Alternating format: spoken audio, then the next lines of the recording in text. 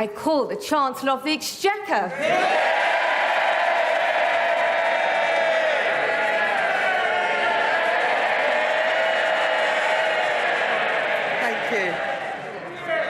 Thank you, Madam Deputy Speaker. On July the 4th, the country voted for change. This government was given a mandate to restore stability to our economy and to begin a decade of national renewal. To fix the foundations and deliver change through responsible leadership in the national interest. That is our task, and I know that we can achieve it. My belief in Britain burns brighter than ever, and the prize on offer is immense. As my right honourable friend, the Prime Minister, said on Monday, change must be felt. More pounds in people's pockets, an NHS that is there when you need it, an economy that is growing, creating wealth and opportunity for all, because that is the only way to improve living standards. And the only way to drive economic growth is to invest, invest, invest. There are no shortcuts. And to deliver that investment, we must restore economic stability and turn the page on the last 14 years. This is not the first time that it has fallen to the Labour Party to rebuild Britain.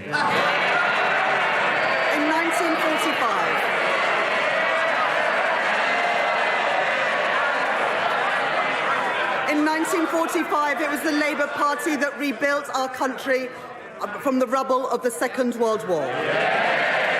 In 1964, it was the Labour Party that rebuilt Britain with the white heat of technology.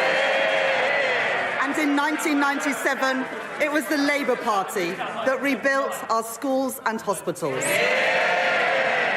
Today, it falls to this Labour Party, to this Labour government, to rebuild Britain once again. And while this is the first budget in more than 14 years to be delivered by a Labour Chancellor, it is the first budget in our country's history to be delivered by a woman. I am deeply proud to be Britain's first ever female Chancellor of the Exchequer.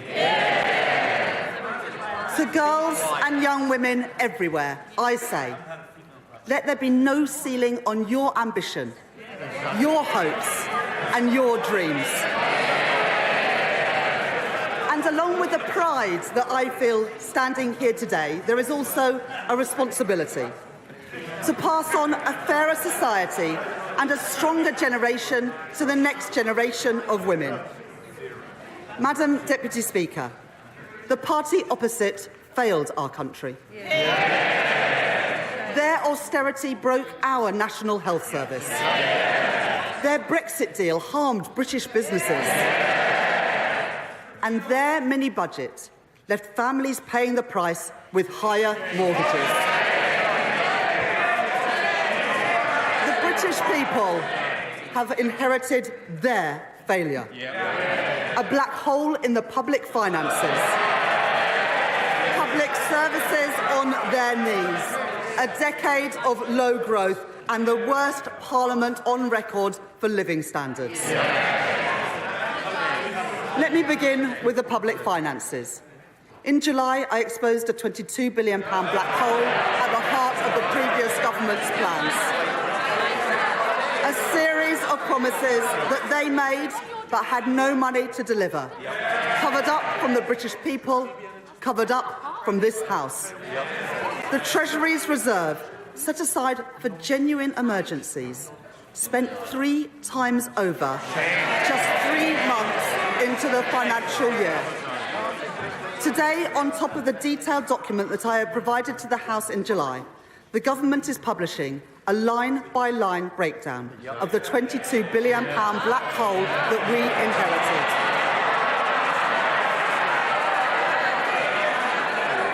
shows hundreds of unfunded pressures on the public finances this year and into the future too. The Office for Budget Responsibility have published their own review of the circumstances around the spring budget forecast. They say that the previous government, and I quote, did not provide the OBR with all the information to them.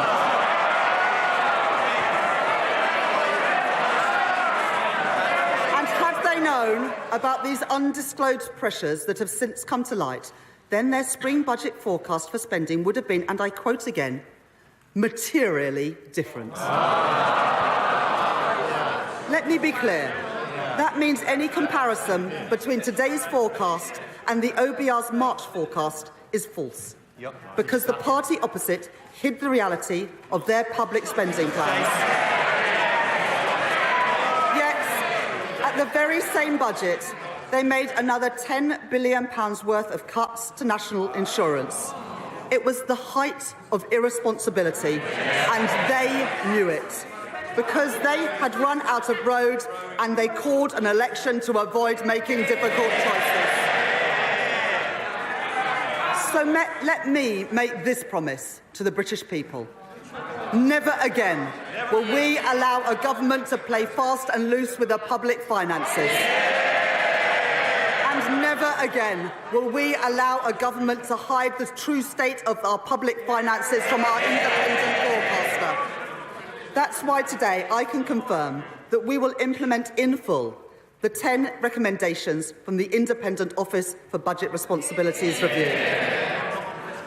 But the country has inherited not just broken public finances, but broken public services too.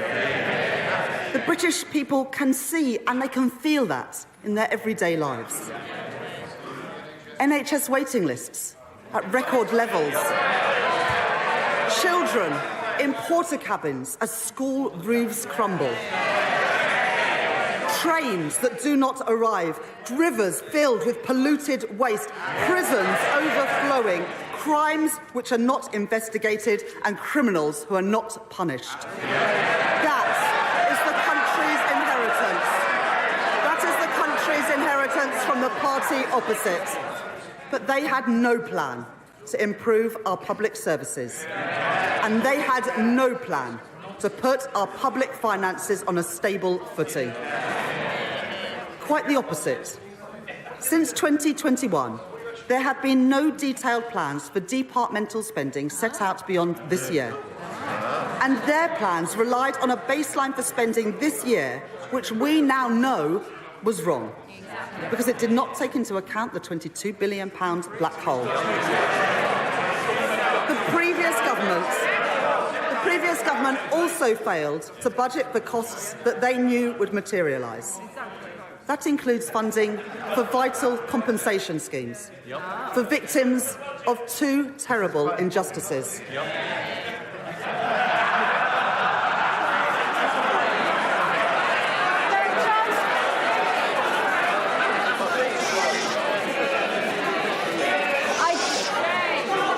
I just mentioned respecting colleagues. The public are watching. They want to hear what the Chancellor has to say. Simmer down.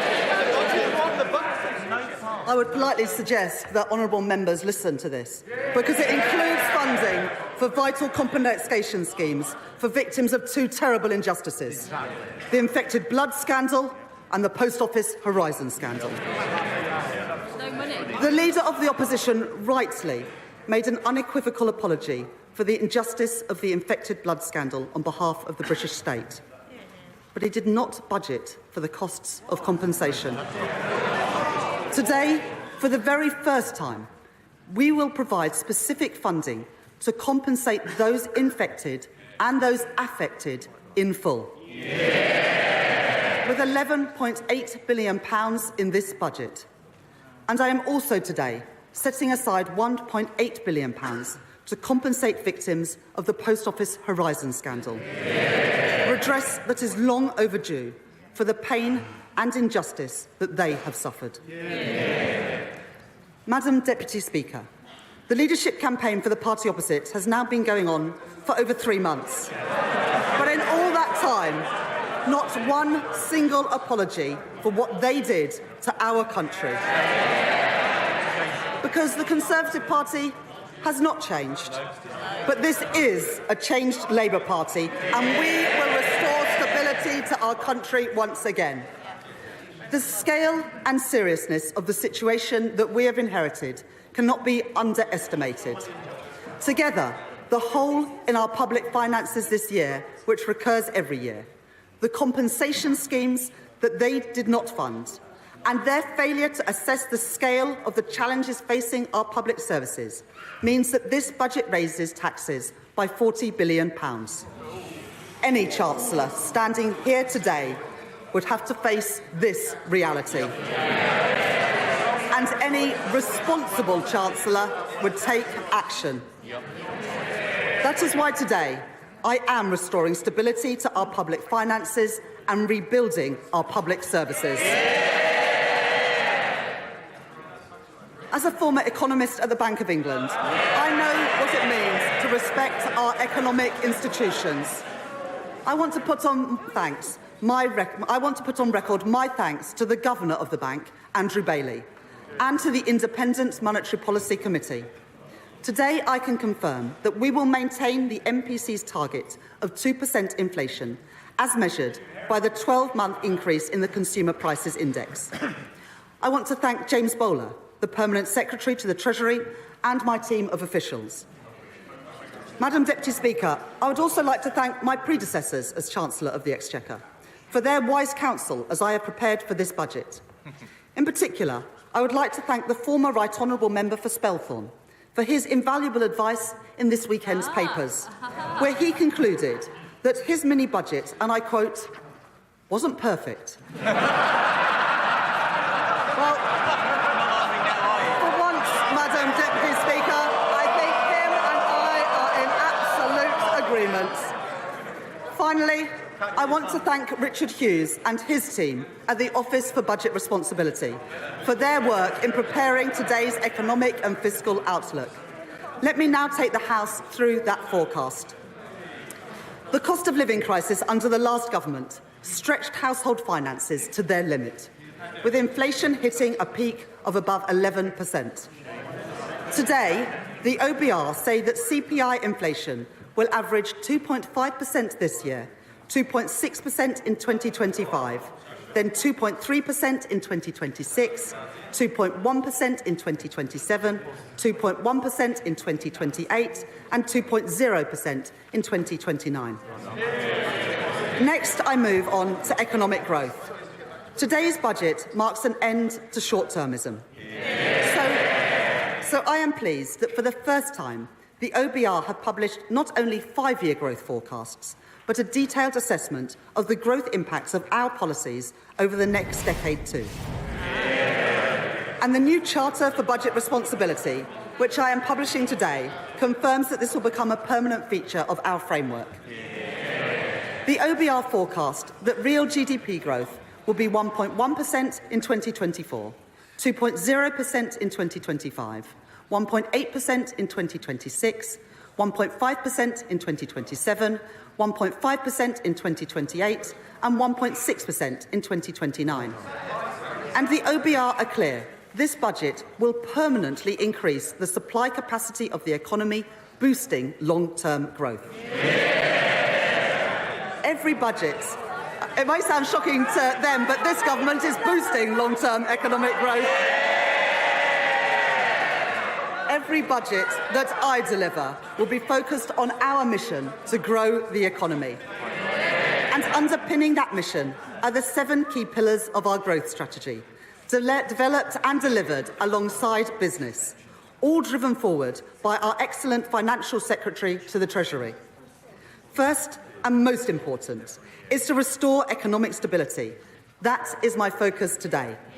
Second, increasing investment and building new infrastructure is vital for productivity.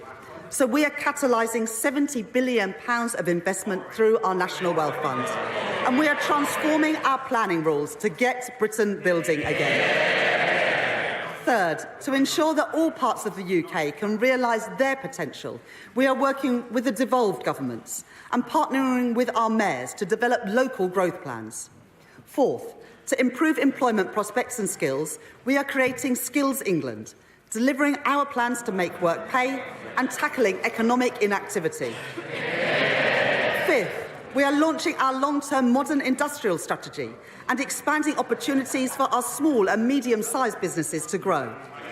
Sixth, to drive innovation, we are protecting record funding for research and development to harness the full potential of the UK's science base. And finally, to maximise the growth benefits of our clean energy mission, we have confirmed key investments such as carbon capture and storage to create jobs in our industrial heartlands. Our approach is already having an impact. Just 2 weeks ago, we delivered an international investment summit which saw businesses commit £63.5 billion of investment into our country, creating nearly 40,000 jobs across the United Kingdom. But we cannot undo 14 years of damage in one go. Economic growth will be our mission for the duration of this Parliament. Madam Deputy Speaker, in our manifesto, we set out the fiscal rules that would guide this government. I am confirming those today. Our stability rule and our investment rule. The stability rule means that we will bring the current budget into balance so that we do not borrow to fund day-to-day spending. We will meet this rule in 2029-30 until that becomes the third year of the forecast. From then on, we will balance the current budget in the third year of every budget held annually each autumn. That will provide a tougher constraint on day-to-day spending so that difficult decisions cannot be constantly delayed or deferred. The OBR say that the current budget will be in deficit by £26.2 billion in 2025-26 and £5.2 billion in 2026-27, before moving into surplus of £10.9 billion in 2027-28, £9.3 billion in 2028-29 and £9.9 billion in 2029-30, meeting our stability rule 2 years early. Monthly public sector finance data show that government borrowing in the first 6 months of this year was already running significantly higher than the OBR's March forecast. And so the OBR confirmed today that borrowing in this financial year is now £127 billion, reflecting the inheritance left by the party opposite. The increase in the net cash requirement in 2024-25 is lower than the increase in borrowing, at £22.3 billion higher than the spring forecast. Because of the action that we are taking, borrowing falls from 4.5% of GDP this year to 2.1% of GDP by the end of the forecast. Public sector net borrowing will be £105.6 billion in 2025-26, £88.5 billion in 2026-27, £72.2 billion in 2027-28, £71.9 billion in 2028-29 and £70.6 billion in 2029-2030. Madam Deputy Speaker, before I come to tax, it is vital that we are driving efficiency and reducing wasteful spending. In July, to begin delivering and dealing with our inheritance, I made £5.5 billion of savings this year. Today, we are setting a 2% productivity, efficiency and savings target for all departments to meet next year by using technology more effectively and joining up services across government. As set out in our manifesto, I will shortly be appointing our COVID Corruption Commissioner. They will lead our work to uncover those companies that used a national emergency to line their own pockets, because that money belongs in our public services and taxpayers want that money back. And I can confirm today that David Goldstone has been appointed as the chair of the new Office for Value for Money to help us realise the benefits from every pound of public spending. Today, I am also taking 3 steps to ensure that welfare spending is more sustainable. First, we inherited the last government's plans to reform the work capability assessment. We will deliver those savings as part of our fundamental reforms to the health and disabilities benefit system that my right honourable friend, the Work and Pensions Secretary, will bring forward. Second, I can today announce a crackdown on fraud in our welfare system, often the work of criminal gangs. We will expand DWP's counter-fraud teams, using innovative new methods to prevent illegal activity, and provide new legal powers to crack down on fraudsters, including direct access to bank accounts to recover debt. This package saves £4.3 billion a year by the end of the forecast. Third, the Government will shortly be publishing the Get Britain Working White Paper, tackling the root causes of inactivity with an integrated approach across health, education and welfare. And we will provide £240 million for 16 trailblazer projects targeted at those who are economically inactive and most at risk of being out of education, employment or training, to get people into work and to reduce the benefits bill. Before a government can consider any change to a tax rate or threshold, it must ensure that people pay what they already owe. So we will invest to modernise HMRC systems using the very best technology and recruit additional HMRC compliance and debt staff.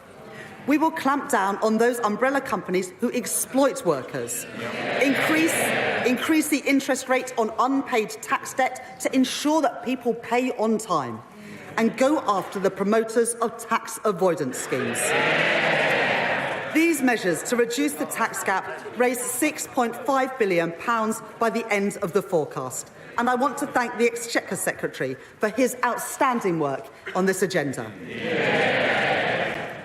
Madam Deputy Speaker, I know that for working people up and down our country, family finances are stretched and paychecks don't go as far as they once did. So today I am taking steps to support people with the cost of living. It was the Labour government that introduced the national minimum wage in 1999. It had a transformative impact on the lives of working people. As promised in our manifesto, we asked the Low Pay Commission to take account of the cost of living for the first time.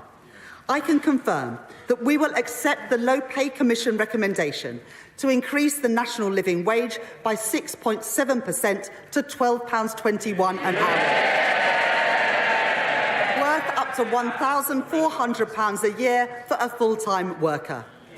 And for the first time, we will move towards a single adult rate phased in over time by initially increasing the national minimum wage for 18 to 20-year-olds by 16.3% as recommended by the Low Pay Commission, taking it to £10 an hour. A Labour policy to protect working people being delivered by a Labour government once again.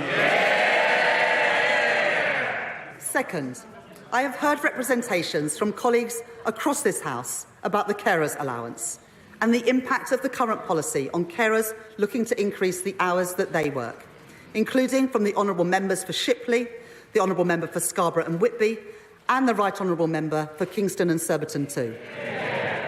Carers allowance currently provides up to £81.90 per week to help those with additional caring responsibilities. Today, I can confirm that we are increasing the weekly earnings limit to the equivalent of 16 hours at the national living wage per week, the largest increase in carers allowance since it was introduced in 1976. This means that a carer can now earn over £10,000 a year while receiving carers allowance, allowing them to increase their hours where they want to and keep more of their money. I am also concerned about the cliff edge in the current system and the issue of overpayments. My right honourable friend, the Work and Pensions Secretary, has announced an independent review to look at the issue of overpayments, and we will work across this House to develop the right solutions. Third, we will provide £1 billion from next year to extend the Household Support Fund and discretionary housing payments to help those facing financial hardship with the cost of essentials.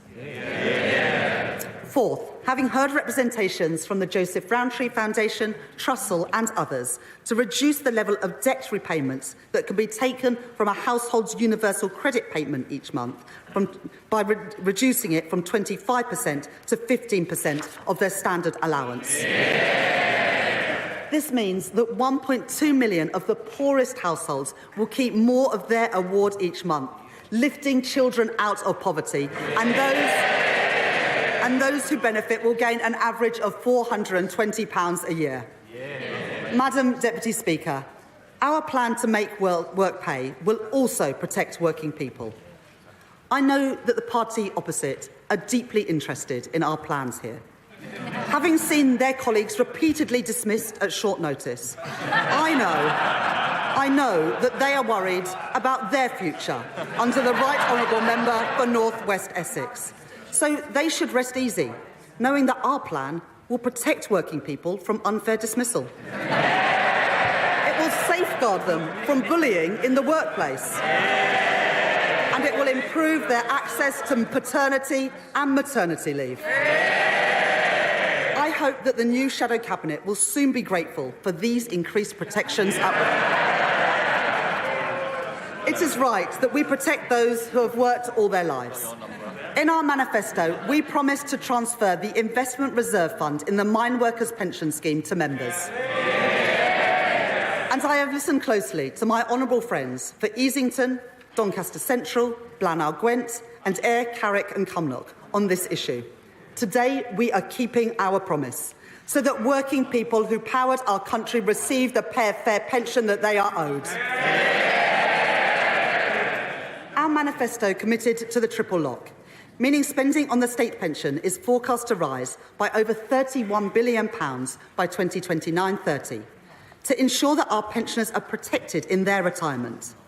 This commitment means that while working age benefits will be uprated in line with CPI at 1.7%, the basic and new state pension will be uprated by 4.1% in 2025-26. This means that over 12 million pensioners will gain up to £470 next year, up to £275 more than if uprated by inflation. The pension credit standard minimum guarantee will also rise by 4.1%, from around £11,400 per year to around £11,850 a year for a single pensioner. While I have sought to protect working people with measures to reduce the cost of living, I've had to take some very difficult decisions on tax. I want to set out my approach to fuel duty. Baked into the numbers that I inherited from the previous government is an assumption that fuel duty will rise by RPI next year and that the temporary 5p cut will be reversed.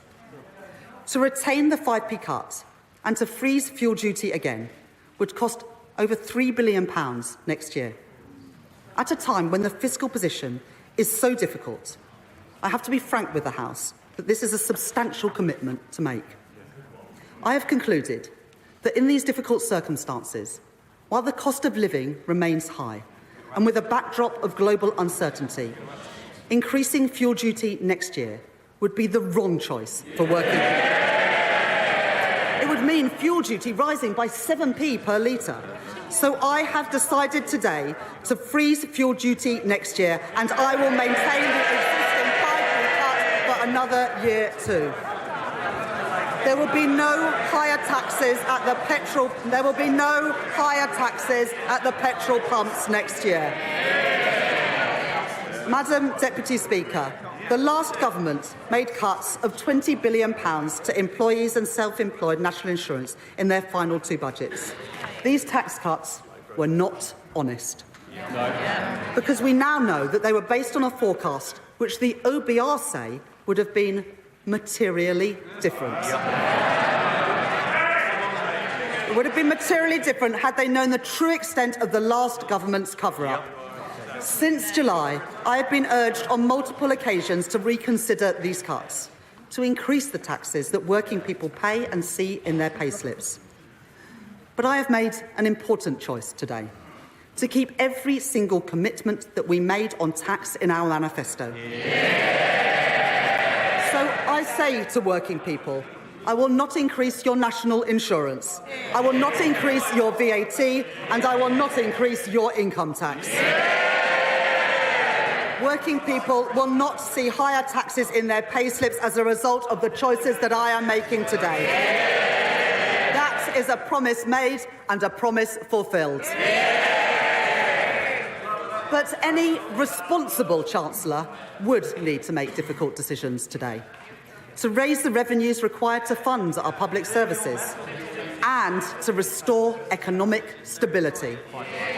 So in today's budget, I am announcing an increase in employers' national insurance contributions. We will increase the rate of employers' national insurance by 1.2 percentage points to 15% from April 2025.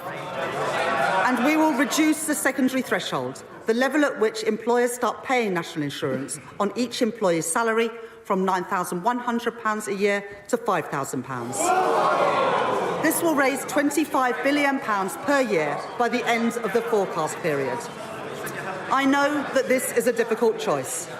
I do not take this decision lightly. We are asking businesses to contribute more, and I know that there will be impacts of this measure felt beyond businesses too, as the OBR has set out today. But in the circumstances... Order, Chancellor! Order! Our constituents are watching. They need to be able to hear the Chancellor. Simmer down. Chancellor. But in the circumstances that I have inherited, it is the right choice to make. Successful businesses depend on successful schools. Healthy businesses depend on a healthy NHS. And a strong economy depends on strong public finances. If the party opposite chooses to oppose this choice, then they are choosing more austerity, more chaos, more instability. This is the choice that our country faces too. As I make this choice, I know it is particularly important to protect our smallest companies. So, having heard representations from the Federation of Small Businesses and others, I am today increasing the employment allowance from £5,000 to £10,500. This means 865,000 employers won't pay any national insurance at all next year.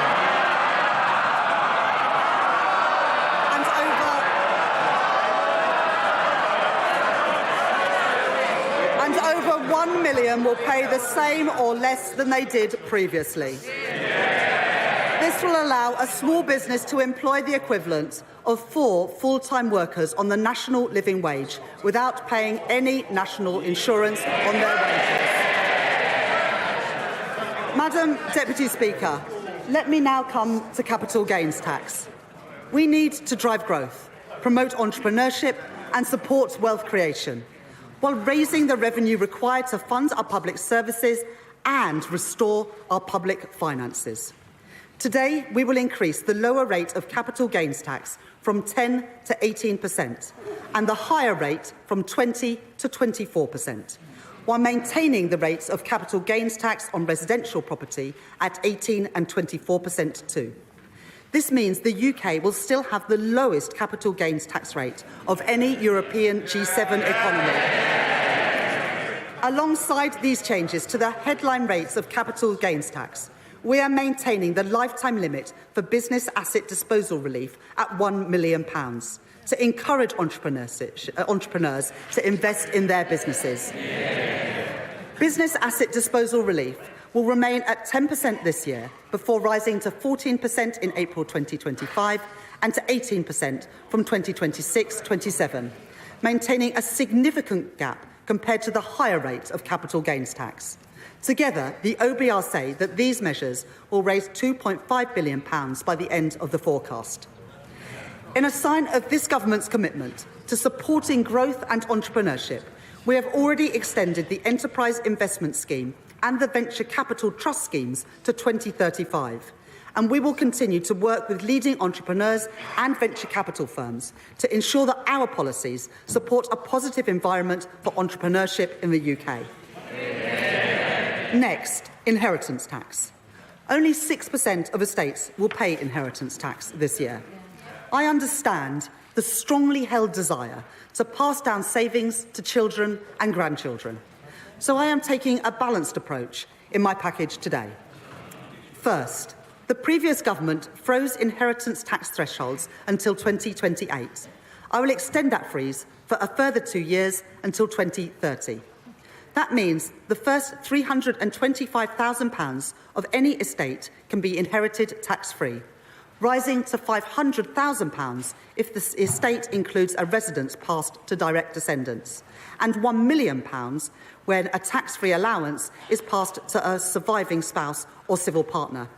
Second, we will close the loophole created by the previous government, made even bigger when the lifetime allowance was abolished, by bringing inherited pensions into inheritance tax from April 2027.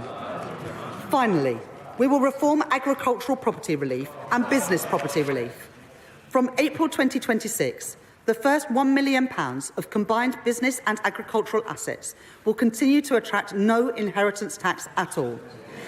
But for assets over £1 million, inheritance tax will apply with a 50% relief at an effective rate of 20%. This will ensure that we continue to protect small family farms and with three-quarters of claims unaffected by these changes. I can also announce that we will apply a 50% relief in all circumstances on inheritance tax for shares on the alternative investment market and other similar markets, setting the effective rate of tax at 20%. Taken together, these measures raise over £2 billion by the final year of the forecast.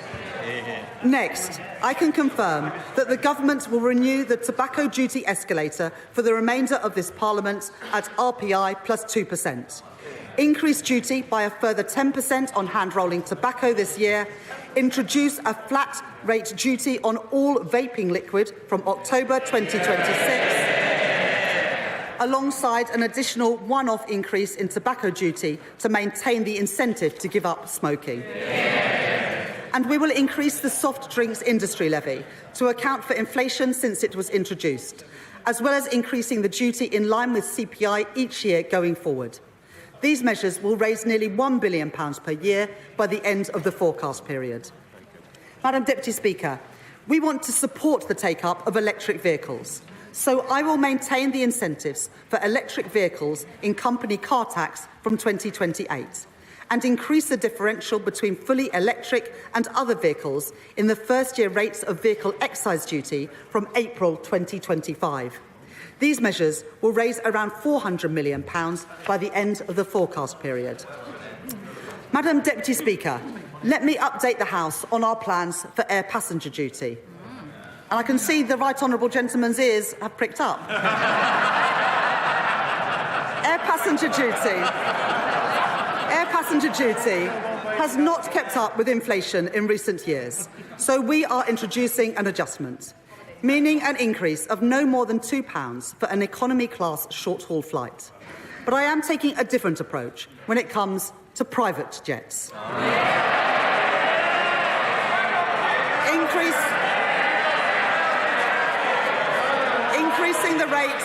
Increasing the rate of air passenger duty by a further 50%. That is equivalent to £450 per passenger for a private jet to, say, California?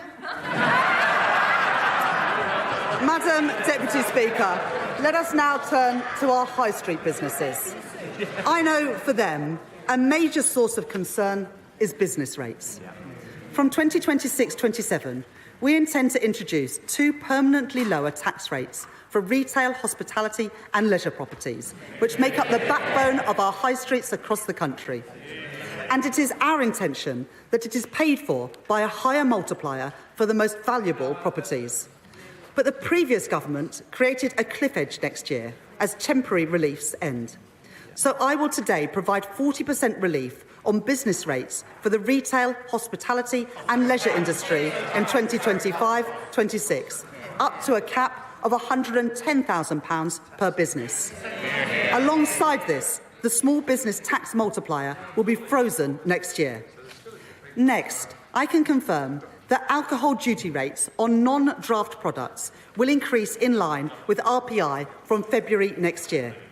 But nearly 2/3 of alcoholic drinks sold in pubs are served on draft. So today, instead of uprating these products in line with inflation, I am cutting draft duty by 1.7%.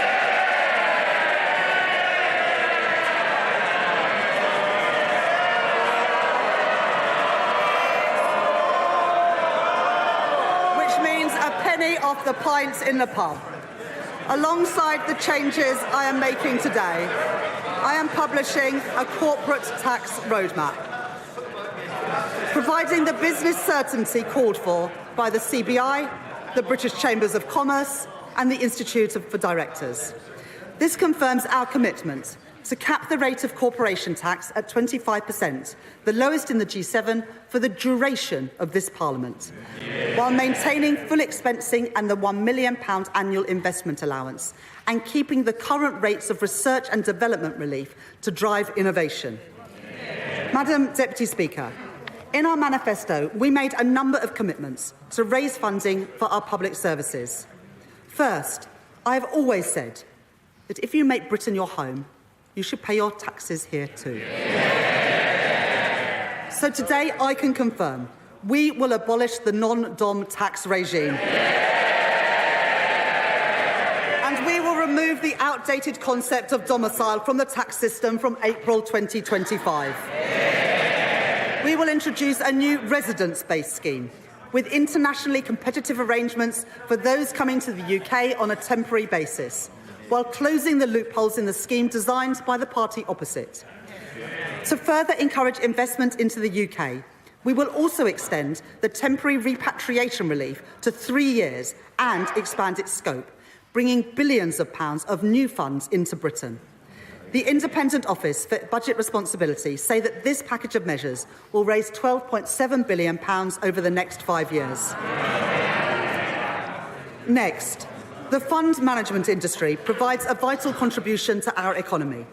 But as our manifesto set out, there needs to be a fairer approach to the way that carried interest is taxed. So we will increase the capital gains rates on carried interest to 32% from April 2025. And from April 2026, we will deliver further reform to ensure that the specific rules for carried interest are simpler, fairer and better targeted.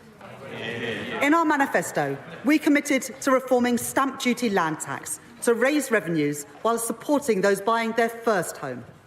We are increasing the stamp duty land tax surcharge for second homes, known as the higher rate for additional dwellings, by 2 percentage points to 5%, which will come into effect from tomorrow.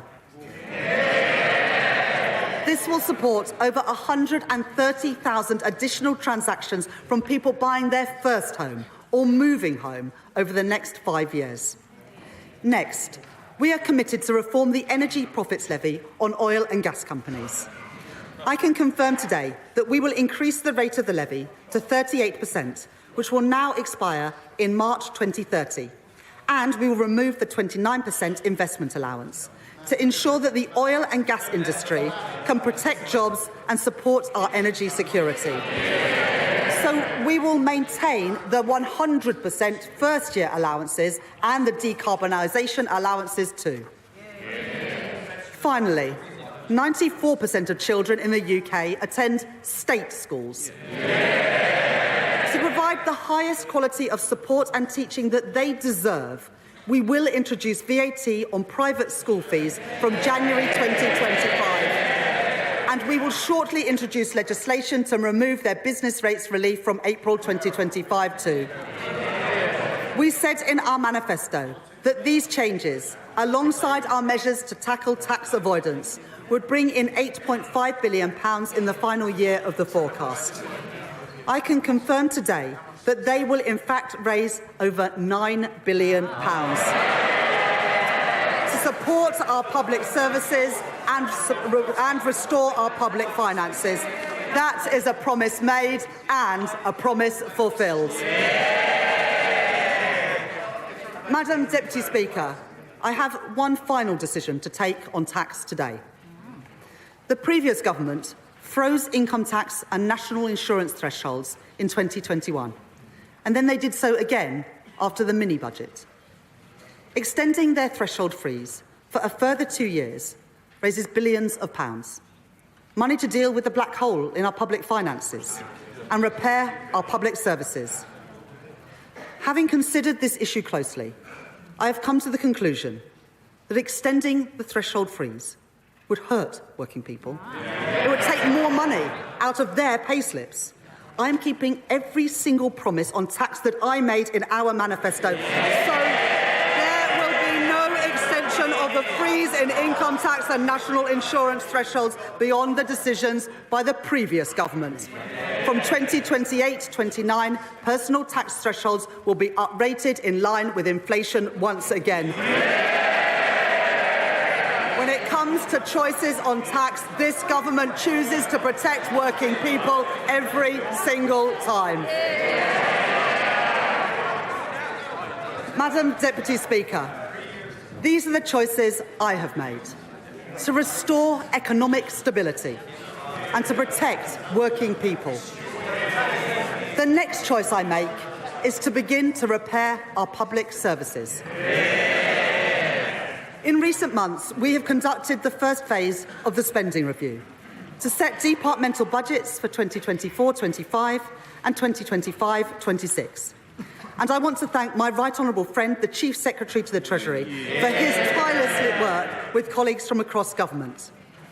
Because I have taken difficult decisions on tax today, I am able to provide an injection of immediate funding over the next 2 years to stabilise and to support our public services.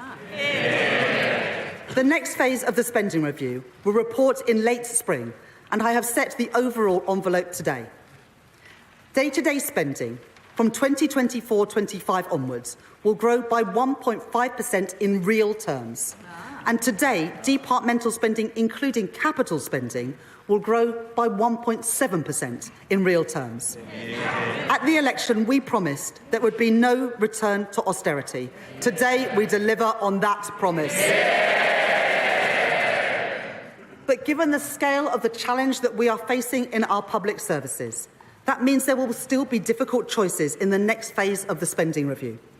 Just as we cannot tax and spend our way to prosperity, nor can we simply spend our way to better public services.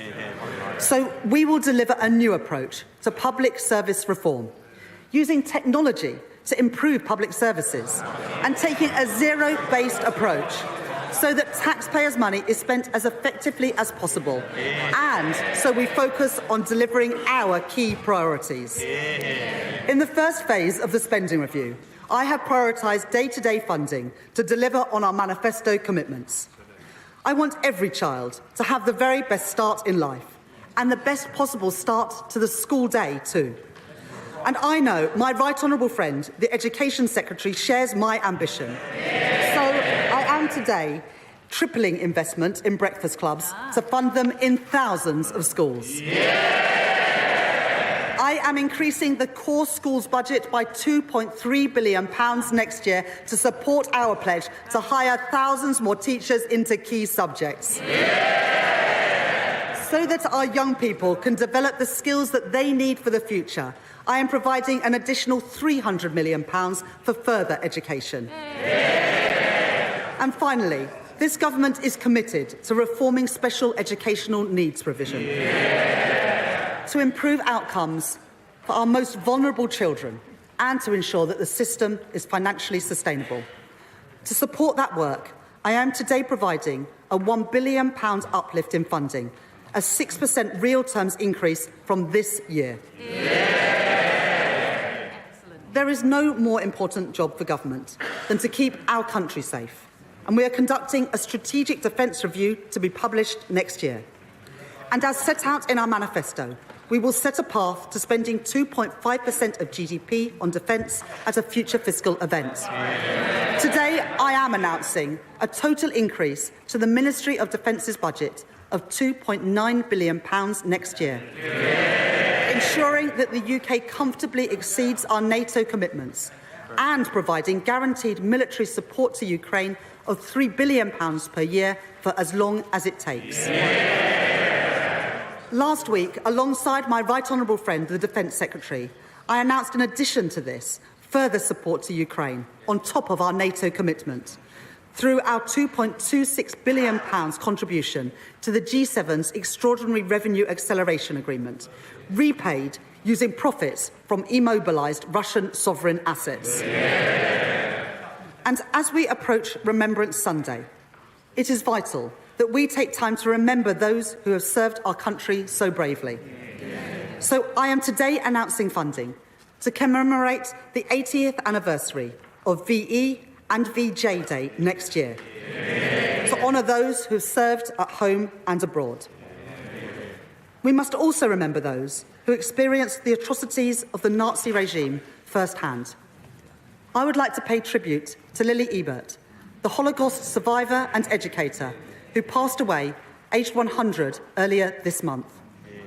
I am today committing a further £2 million to Holocaust education next year, so that charities like the Holocaust Educational Trust can continue their work to ensure that these vital testimonies are not lost and are preserved for the future.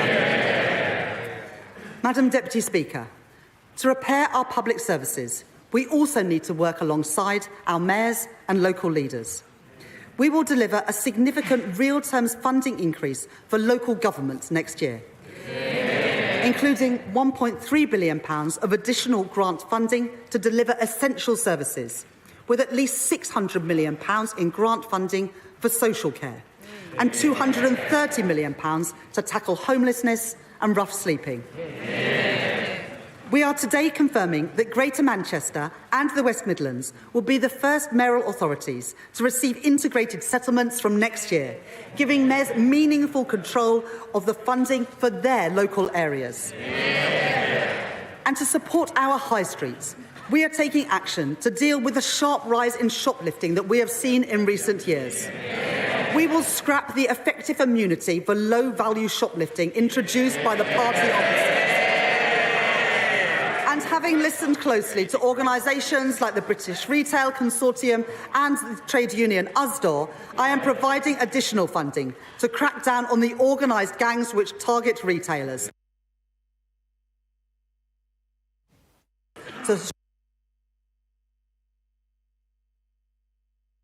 Finally, I am today providing funding to support public services and drive growth across Scotland, Wales and Northern Ireland. Having discussed the matter with the First Minister of Wales, Eluned Morgan, and my honourable friends for Llanelli and Pontypridd, I am today providing £25 million to the Welsh Government next year for the maintenance of coal tips to ensure that we keep our communities safe. And to support growth, including in our rural areas, we will proceed with city and growth deals in Northern Ireland, in Causeway Coast and Glens, and the Mid-South West. And we will drive growth in Scotland, a key priority for Scottish Labour and our leader, Anna Sawar, including with a city and growth deal in Argyll and Bute. This budget provides the devolved governments with the largest real terms funding settlements since devolution, delivering an additional £3.4 billion to the Scottish Government through the Barnett formula. Funding which must now be used effectively in Scotland to deliver the public services that the people of Scotland deserve. This budget also provides £1.7 billion to the Welsh Government and £1.5 billion to the Northern Ireland Executive in 2025-26. I said that there would be no return to austerity, and that is the choice that I have made today. Madam Deputy Speaker, to rebuild our country, we need to increase investment. The UK lags behind every other G7 country when it comes to business investment as a share of our economy. That matters. It means the UK has fallen behind in the race for new jobs, new industries and new technology. By restoring economic stability and by establishing the National Wealth Fund to catalyse private funding, we have begun to create the conditions that businesses need to invest. But there is also a significant role for public investment. For too long, we have seen Conservative chancellors cut investment and raid capital budgets to plug gaps in day-to-day spending. The result is clear for all to see. Hospitals without the equipment they need. School buildings not fit for our children. A desperate lack of affordable housing. Economic growth held back at every turn. Under the plans I inherited, public investment was set to fall from 2.5% to 1.7% of GDP. But in Washington last week, the International Monetary Fund were clear. More public investment is badly needed in the UK.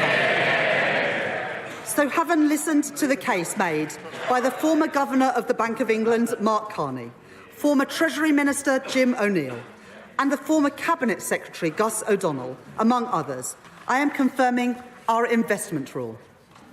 As set out in our manifesto, we will target debt falling as a share of the economy. Debt will be defined as public sector net financial liabilities, or net financial debt for short, a metric that has been measured by the Office for National Statistics since 2016 and forecast by the Office of Budget Responsibility since that date too. Net financial debt recognises that government investment delivers returns for taxpayers. By counting not just the liabilities on a government's balance sheet, but the financial assets too. This means that we count the benefits of that investment, not just the costs. And we free up our institutions to invest, just as they do in Germany, France and Japan. Like our stability rule, our investment rule will apply in 2029-2030 until that becomes the third year of the forecast. From that point onwards, net financial debt will fall in the third year of every forecast. Today, the OBR say that we are already meeting our target 2 years early, with net financial debt falling by 2027-28, with £15.7 billion of headroom in the final year. So that we drive the right incentives in government investments, we will introduce 4 key guardrails to ensure capital spending is good value for money and drives growth in our economy. First, our portfolio of new financial investments will be delivered by expert bodies like the National Wealth Fund, which must, by default, earn a rate of return at least as large as that on gilts. Second, we will strengthen the role of institutions to improve infrastructure delivery. Third, we will improve certainty, setting capital budgets for 5 years and extending them at every spending review every 2 years. Finally, we will ensure that there is greater transparency for capital spending, with robust annual reporting of financial investments based on accounts audited by the National Audit Office and made available to the Office for Budget Responsibility at every forecast. Taken together with our stability rule, these fiscal rules will ensure that our public finances are on a firm footing while enabling us to invest prudently alongside business. The capital plans that I now set out to drive growth across our country and repair the fabric of our nation are only possible because of our investment rule. Let me set out those investment plans. Today, we are confirming our plans to capitalise the National Wealth Fund to invest in the industries of the future, from gigafactories to ports to green hydrogen. Building on these investments, my right honourable friend, the Business Secretary, is driving forward our modern industrial strategy. Working with businesses and organisations like Make UK to set out the sectors with the biggest growth potential. Today, we are confirming multi-year funding commitments for these areas of our economy, including nearly £1 billion for the aerospace sector to fund vital research and development, building on our industry in the East Midlands, the South West and in Scotland. Over £2 billion for the automotive sector to support our electric vehicle industry and develop our manufacturing base, building on our strengths in the North East and the West Midlands. and up to £520 million for a new life sciences innovative manufacturing fund. For our world-leading creative industries, we will legislate to provide additional tax relief for visual effect costs in TV and film. And we are providing £25 million for the North East Combined Authority, which they plan to use to remediate the Crown Works studio site in Sunderland, creating 8,000 new jobs. To unlock these growth industries of the future, we will protect government investment in research and development with more than £20 billion worth of funding. This includes at least £6.1 billion to protect core research funding for areas like engineering, biotechnology and medical science. Through Research England, other research councils and the national academies. We will extend the Innovation Accelerators programme in Glasgow, in Manchester and in the West Midlands. And with over £500 million of funding next year, my right honourable friend, the Science, Technology and Innovation Secretary, will continue to drive progress in improving reliable, fast broadband and mobile coverage across our country, including in rural areas. We committed in our manifesto to build 1.5 million homes over the course of this Parliament. And my right honourable friend, the Deputy Prime Minister, is driving that work forward across government. Today, I am providing over £5 billion of government investment to deliver our plans on housing next year. We will increase the Affordable Homes programme to £3.1 billion, delivering thousands of new homes. We will provide £3 billion worth of support in guarantees to boost the supply of homes and support our small house builders. And we will provide investment to renovate sites across our country, including at Liverpool Central Docks, where we will deliver 2,000 new homes, and funding to help Cambridge realise its full growth potential. Alongside this investment, we will put the right policies in place to increase the supply of affordable housing. Having heard representations from local authorities, social housing providers and from Shelter, I can today confirm that the government will reduce right-to-buy discounts and local authorities will be able to retain the full receipts from any sales of social housing so that we can reinvest them back into the housing stock and into new supply. By doing this, we will give more people a safe, secure and affordable place to live. We will provide stability to social housing providers with a social housing rent settlement of CPI plus 1% for the next 5 years.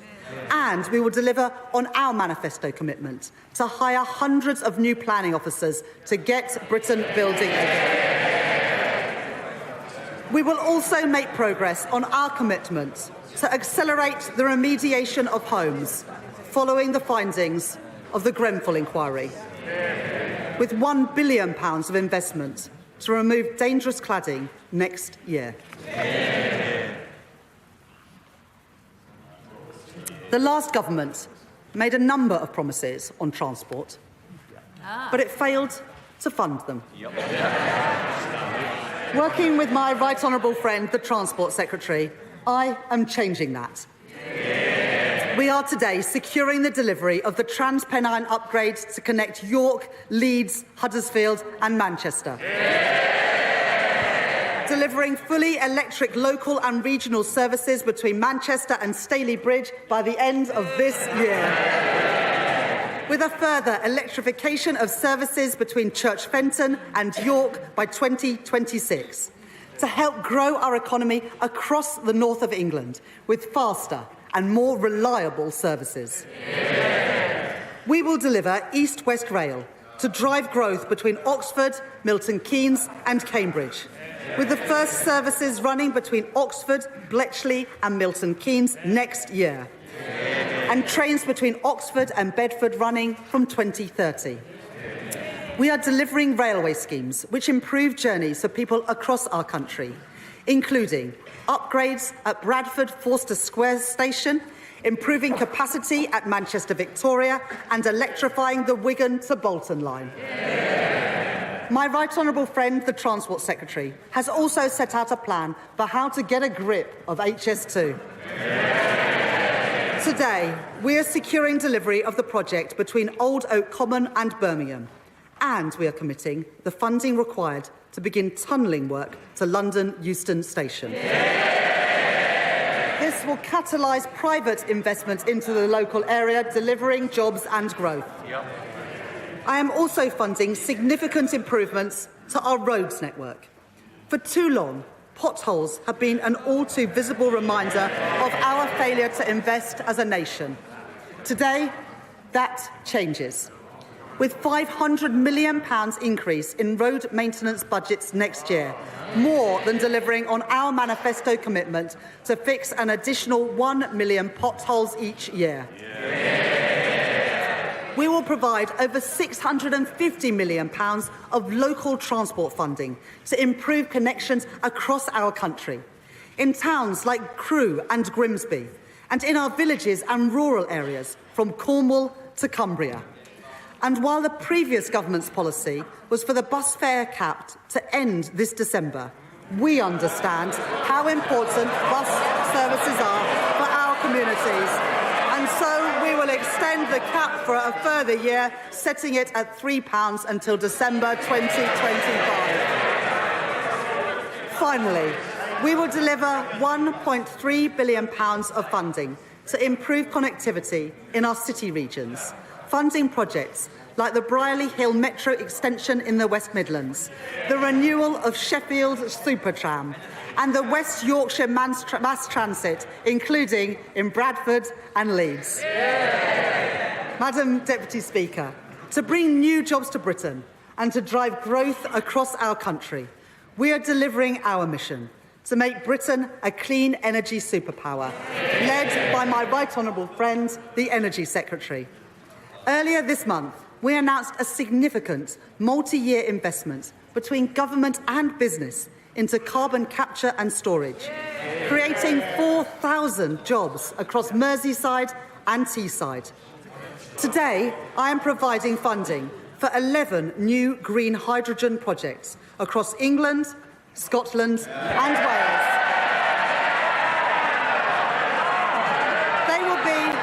They will be amongst the first commercial-scale projects anywhere in the world, including in Bridgend, East Renfrewshire and Barrow-in-Furness. We are kick-starting the Warm Homes Plan by confirming an initial £3.4 billion over the next 3 years to transform 350,000 homes, including 250,000 low-income and social homes. And we will establish GB Energy, providing funding next year to set up GB Energy at its new home in Aberdeen. Overall, we will invest an additional £100 billion over the next 5 years in capital spending, only possible because of our investment rule. The OBR say today that this investment will drive growth across our country in the next 5 years, and in the longer term, increase GDP by up to 1.4%. It will crowd in private investment, meaning more jobs and more opportunities in every corner of the UK. That is the choice that I have made, to invest in our country and to grow our economy. Today, I am setting out 2 final areas in which investment is so badly needed to repair the fabric of our nation.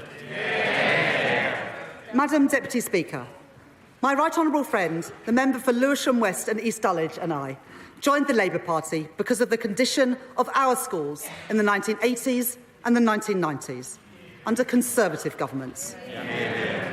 When we were at secondary school, my sixth form was a couple of prefab huts in the playground.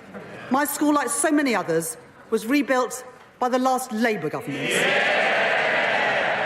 But today, after 14 years of Tory government, progress has gone backwards.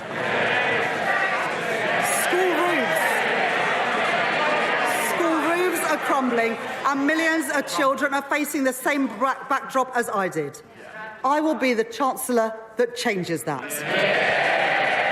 So today, I am providing £6.7 billion of capital investment to the Department for Education next year, a 19% real terms increase on this year. That includes £1.4 billion to rebuild over 500 schools in the greatest need, including St Helens Primary School in Hartlepool and Mercia Academy in Derby, and so many more across our country. And we will provide £2.1 billion more to improve school maintenance, £300 million more than this year, ensuring that all our children can learn somewhere safe, including dealing with RAC-affected schools in the constituencies of my right honourable friends for Watford, Stourbridge, Hyndburn and beyond. Alongside investment in new teachers and funding through thousands of new breakfast clubs, this government is giving our children and young people the opportunities that they deserve. Madam Deputy Speaker, I come to our most cherished public service of all, our NHS. My right honourable friend, the Health Secretary, is beginning to repair the damage of the last 14 years. In our first week in office, he commissioned an independent report into the state of our health service by Lord Darcy. Its conclusions were damning. While our NHS staff do a remarkable job, and we thank them for it, it is clear that in so many areas, they're moving in the wrong direction. 100,000 infants waited over 6 hours in A&E last year. 350,000 people are waiting a year for mental health support. Cancer deaths here are higher than in other countries. It is simply unforgivable. In the spring, we will publish a 10-year plan for the NHS to deliver a shift from hospital to community, from analogue to digital, and from sickness to prevention. Today, we are announcing a down payment on that plan to enable the NHS to deliver 2% productivity growth next year. These reforms are vital, but we should be honest. The state of the NHS that we have inherited after, and I quote Lord Darcy, the most austere decade since the NHS was founded, means that reform must come alongside investment. So today, because of the difficult decisions that I have taken on tax, welfare and spending, I can announce that I am providing a £22.6 billion increase in the day-to-day health budget and a £3.1 billion increase in the capital budget over this year and next. This is the largest real terms growth in day-to-day NHS spending outside of COVID since 2010. Let me set out what this funding is delivering. Many NHS buildings have been left in a state of disrepair. So we will provide £1 billion of health capital investment next year to address the backlog of repairs and upgrades across our NHS. To increase capacity for tens of thousands more procedures next year, we will provide a further £1.5 billion for new beds in hospitals across our country, new capacity for over 1 million additional diagnostic tests, and new surgical hubs and diagnostic centres, so that people waiting for their treatment can get it as quickly as possible. My right honourable friend, the Health Secretary, will be setting out further details of his review into the new hospital programme in the coming weeks and publishing in the new year. But I can tell the House today that work will continue at pace to deliver those 7 hospitals affected by the RAC crisis, including West Suffolk Hospital in Bury St Edmunds and Leighton Hospital in Crewe. And finally, because of this record injection of funding, because of the thousands of additional beds that we have secured, and because of the reforms that we are delivering in our NHS, we can now begin to bring waiting lists down more quickly and move towards our target for waiting times to be no longer than 18 weeks. By delivering on our manifesto commitment for 40,000 extra hospital appointments a week, that is the difference that this Labour government is making. Madam Deputy Speaker, the choices I have made today are the right choices for our country. To restore stability to our public finances, to protect working people, to fix our NHS, and to rebuild Britain. That doesn't mean these choices are easy, but they are responsible. If the party opposite disagrees with the choices that I have made, then they must answer. What choices would they make? Would they again choose the path of irresponsibility, the path taken by Liz Truss, and ignore the problems in our public finances altogether? If that is their choice, they should say so. But let me be clear. If they disagree with my choices on tax, then they would not be able to protect working people. If